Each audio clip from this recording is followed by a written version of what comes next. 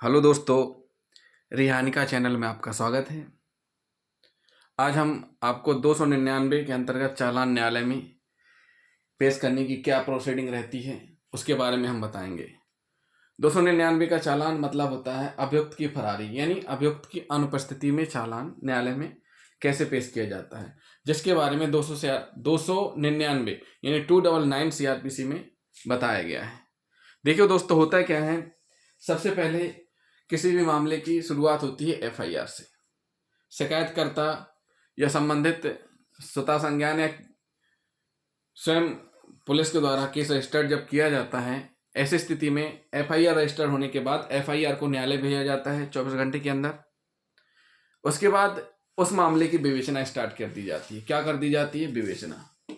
विवेचना स्टार्ट कर दी जाती है और उससे संबंधित दस्तावेज साक्ष्य एकत्रित किए जाते हैं। घटना से संबंधित या घटनास्थल के आसपास के लोगों के बयान नोट किए जाते हैं। कुछ लोगों के 164 CRPC के तहत कोर्ट में बयान भी करवाए जाते हैं।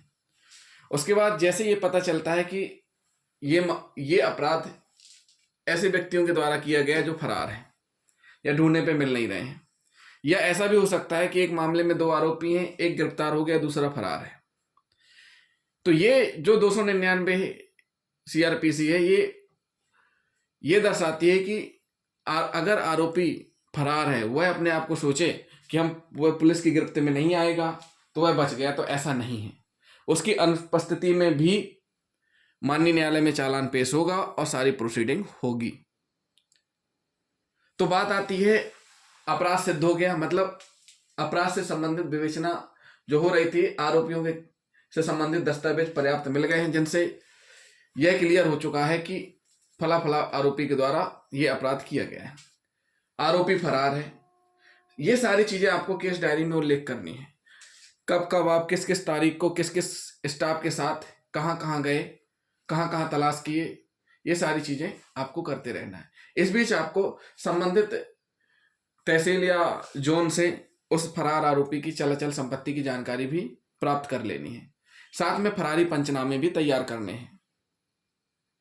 उससे रिलेटेड जितनी भी जानकारी मिल सकती है उसको प्राप्त करना है। अब होता क्या है दोस्तों, 2 आरोपी हैं, एक फरार है, एक पुलिस कस्टडी में है या JR में है, और चालान पेश करने की अवधि जो कि 60 और 90 दिन है जब आरोपी जेल में हो। ऐसी स्थिति में एक आरोपी फरार है तो वहां फिर दिक्कत होती है। जब जिसको आपने अरेस्ट किया है, अगर वो आरोपी जमानत में आ गया, दूसरा लगातार फरार बना हुआ है, उस स्थिति में समय सीमा का निर्धारण नहीं है, आपके पास पर्याप्त टाइम रहता है। आप इन्वेस्टिगेशन अच्छे से करके फरारी में भी चालान पेश कर सकते हैं। लेकिन दिक्कत वहां पैदा होती है जब आरोपी जेल में होता है, तब आपके ऊपर केवल आपके पास 60 और 90 दिन का टाइम रहता है। इस अवधि में आपको फरारी पंचनामा से लगाकर चल संपत्ति यानी उसकी बारे में पूरी हर जगह हर संभव प्रयास करने हैं। क्या करना है दोस्तों? हर संभव प्रयास करने हैं उसके गिरफ्तारी के। लेकिन जब वह फरार रहता है लगातार और पुलिस की गिरफ्तारी से बचता रहता है, ऐसी स्थिति में थाना प्रभारी के द्वारा आवेदन तैयार किया जाता है। CSP साहब के माध्यम से SP सर से अनुमति ली जाती है कि जो चूंकि मामले की विवेचना के दौरान एक आरोपी को गिरफ्तार किया गया है जो कि जेल में है, जिसकी चालान अवधि समाप्त होने वाली है, और दूसरा आरोपी लगातार फरार बना हुआ है, इसलिए 299 के तहत चालान पेश करने की अनुमति प्रदान करें। ऐसी स्थिति में 299 की अनुमति SP महोदय से मिल जाती है। उस अनुमति लेटर को भी साथ में आपको संलग्न करना है चालान के साथ। तो दोस्तों, आपको इसी दौरान ही न्यायालय से फरार व्यक्ति का गिरफ्तारी वारंट भी जारी करवाना है। गिरफ्तारी वारंट जारी होने के बाद उद्घोषणा जारी होगी कि अगर इतने दिन के अंदर आप नहीं आते हैं तो आपकी संपत्ति क्या कर ली जाएगी? कुर्क कर ली जाएगी। उद्घोषणा की समय अवधि समाप्त हो जाने के बाद और गिरफ्तारी वारंट की जो नियत दिनांक रहती है वो समाप्त हो जाने के बाद भी आरोपी गिरफ्त में नहीं आता है, तो उस स्थिति में जो संबंधित विवेचक है या संबंधित जो भी आयु है उसके कथन न्यायालय में होते हैं, और न्यायालय में जब उसके कथन हो जाते हैं तो वहां से फिर आरोपी का स्थायी वारंट जारी हो जाता है। क्या हो जाता है? स्थायी वारंट जारी हो जाता है, मतलब उसके मिलने की संभावना नहीं है। पुलिस ने हर संभव प्रयास किए लेकिन उसके गिरफ्तार होने की संभावना नहीं है। परंतु इसका मतलब ये नहीं है कि अगर आरोपी फरार है या पुलिस की गिरफ्त में नहीं आ रहा है तो उसके खिलाफ न्यायालय विचारण नहीं ले सकती। न्यायालय के द्वारा विचारण जरूर लिया जाएगा।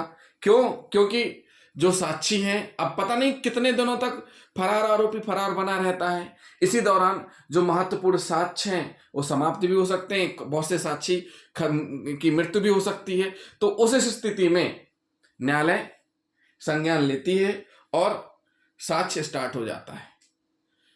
जब भी आरोपी गिरफ्तार होता है तो संबंधित न्यायालय में उसको पेश किया जाता है उसी अपराध क्रमांक में पूरक चालान के साथ। तो दोस्तों ये हुआ 299 अंतर्गत चालान न्यायालय में कैसे पेश करते हैं।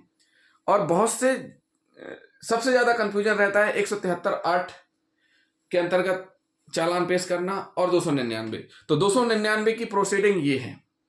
173(8) की प्रोसीडिंग हम अपने अगले वीडियो में बताएंगे। तो दोस्तों सबसे पहले तो आप हमारे चैनल को सब्सक्राइब कर लें। देखिए दोस्तों, आप लोग हमारे चैनल को सब्सक्राइब करने में कंजूसी दिखा रहे हैं, तो साथियों हमारे चैनल को सब्सक्राइब करें।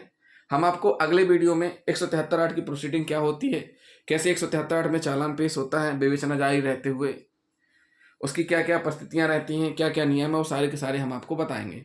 तो दोस्तों हमारे चैनल को सब्सक्राइब, लाइक और शेयर करना ना भूलें। थैंक यू दोस्तों।